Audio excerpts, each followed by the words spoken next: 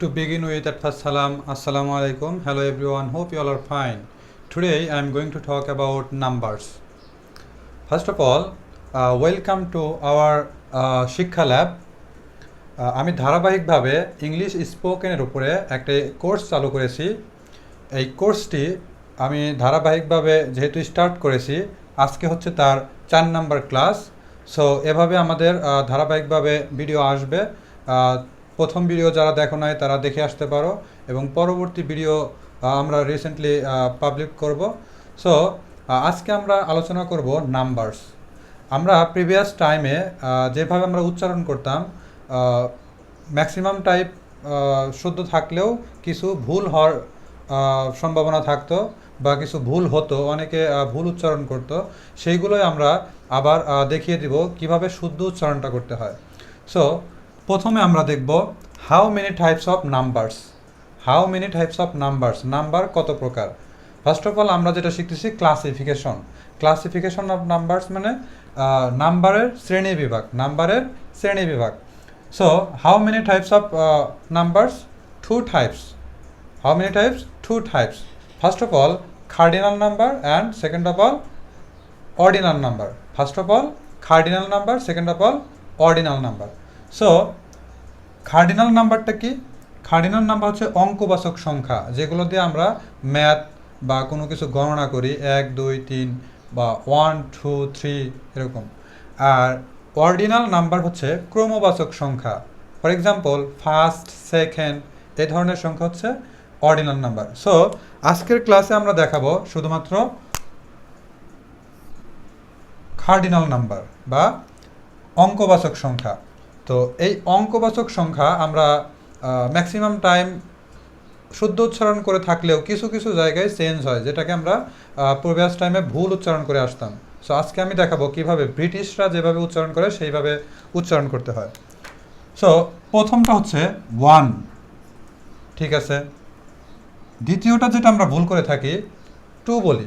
So এটাকে আমরা 2 না বলে এখন থেকে বলবো 2। এখন থেকে কি বলবো? 2। এরপরে আছে 3, ঠিক আছে। 4 নাম্বারটা চেঞ্জ, 4, অনলি 4।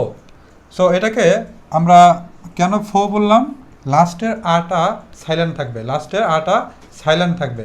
এটা কেন সাইলেন্ট থাকবে এটা আমি ষষ্ঠ ক্লাসে দেখিয়ে দিব কেন সাইলেন্ট থাকে। সো আপাতত মনে রাখো, 4 না বলে আমরা কি বলবো? 4। কি বলবো? 4। এরপরে আছে 5, 5, 5, উপরের দাঁত নিচের ঠোঁট উচ্চারণ করবো একটু বাতাস বের করে, 5, 5 এরকম। এরপরে আছে 6, 6, 6, এটা নর্মালি ঠিক আছে। এরপরে 7, ঠিক আছে। 8, 8, আমরা প্রিভিয়াস টাইমে এটাকে টি বলতাম, এখন থেকে কি বলি? ঠি বলি, ঠি। সো এটার উচ্চারণ হবে 8, 8, 8। এরপরে আছে 9, এটা ঠিক আছে, এটা ঠিক নাই। আমরা কি বলি? 10 বলি, সরি 10 বলি। সো এখন থেকে আমরা কি বলবো? 10, 10, 10। কারণ কি? কারণ টিকে আমরা ঠি বলি। কি বলি? ঠি বলি। ব্রিটিশ কাউন্সিল ল্যাঙ্গুয়েজে এটাকে আমরা কি বলি? ঠি বলি। বাট আমেরিকান সাউন্ডে তুমি চাইলে 10 বলতে পারো বা 10 বলতে পারো। এরপর আছে 11, ম্যাক্সিমাম টাইম আমরা উচ্চারণ করি 11, বাট এখন থেকে আমরা আরেকটু শর্ট করে বলবো 11, 11। 11 বড় নাকি 11 বড়? অবশ্যই 11 বড়। যেটা বড় সেটাকে আমরা কেটে ফেলে দেব। সো এটাকে আমরা বলবো 11, অনলি 11। এরপর আছে 12, আমরা কি বলি? 12। সো এখন থেকে কি বলবো? 12, 12 এটা বলবো। এরপর আছে 13, 13, 13। আমরা এখানে 8টা উজ্জ্ব করব বা সাইলেন্ট রাখবো। কিভাবে? আর এর পরে যদি কনসোনেন্ট লেটার থাকে তাহলে আটা সাইলেন্ট থাকে। কি থাকে? সাইলেন্ট থাকে। আর এর পরে যদি ভাওয়েল থাকে, এ ই আই ও ইউ, তাহলে আটা উচ্চারিত হবে, আটা উচ্চারিত হবে। তাহলে আমরা দেখতে পাচ্ছি আর এর পরে কি আছে? ঠি আছে। তাহলে আটা কি থাকবে? সাইলেন্ট থাকবে বা উচ্চারিত হবে না। তাহলে আমরা কি বলবো? 13। এই যে টিটাকে আমরা কি বলতেছি? ঠি বলতেছি। তাহলে ঠি অ্যান্ড সাইলেন্ট, 13 এরপরে আছে 14 সিমিলারভাবে 8টা সাইলেন্ট কেন সাইলেন্ট আর এর পরে ঠি আছে ঠি হচ্ছে এক ধরনের কনসোনেন্ট লেটার তাহলে এটাকে আমরা কি বলবো 14 কি বলবো 14 উপরের দাঁত নিচের ঠোঁট আপার টিথ লোয়ার লিপ উচ্চারণ করবো একটু বাতাস বের করে সো এটাকে আমরা কি বলবো 14 এরপর আছে 15 অল ওকে অ্যান্ড ঠিন উচ্চারণ করবো ঠিন 15 16 17 প্রত্যেকটা ঠিন একই রকম আছে শুধুমাত্র আমরা প্রিভিয়াস টাইম যেটা শিখে আসছি শুধু 6 7 5 এই ধরনের শব্দই বারবার আসছে সো এখানে আমাদের আসলো কি ঠিন এখানেও ঠিন প্রত্যেকটার সাথে একটা করে ঠিন আসতেছে এরপর হচ্ছে 18 আমরা নর্মালি যখন লিখি 18 বলি কি বলি 18 বা এখন থেকে আমরা যেটা বলবো 18 বলবো কি বলবো 18 বিকজ এখানে ডাবল টি না হয়ে কারণ 8-এর একটা টি অলরেডি আছে অ্যান্ড ঠিনের আরও একটা টি যদি আমি দেই তাহলে ডাবল টি বসে কি বসে ডাবল টি বসে তাহলে আমরা ডাবল টি না লিখে একটা টি লিখব এবং যার কারণে এই ঠিটা নাই 18 না বলে আমরা কি বলবো 18 এরপরে আছে 19 নর্মালি এরপরে আছে 20 এটাকে আমরা প্রিভিয়াস টাইমে বলতাম 20 বললেও হবে বাট আরেকটু স্মার্টভাবে বলার চেষ্টা করলে সেটা হবে 20 শর্ট নাকি 20 শর্ট অবভিয়াসলি 20 শর্ট তাহলে আমরা এই শর্টটাকে উচ্চারণ করব 20